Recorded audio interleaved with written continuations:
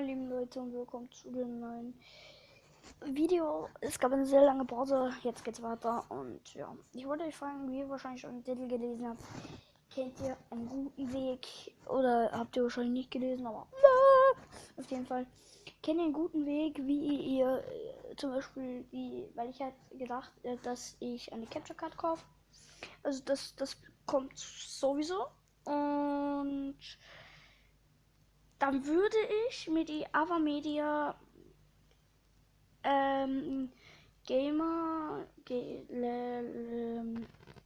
irgendwas mit Gamer Portable LGP oder GLP, irgend so ein Glas würde ich gerne.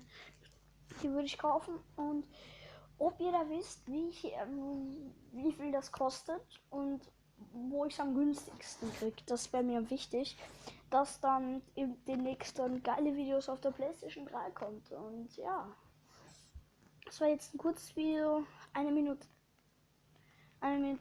5 jetzt in der Rohdatei und ich werde es wahrscheinlich eh nicht cutten, weil man das eigentlich nicht braucht. Ja, sehr schön. Auf jeden Fall. Leute, okay, ich habe gerade cutten müssen. Leute, wisst ihr, was da gerade passiert ist? Tschö,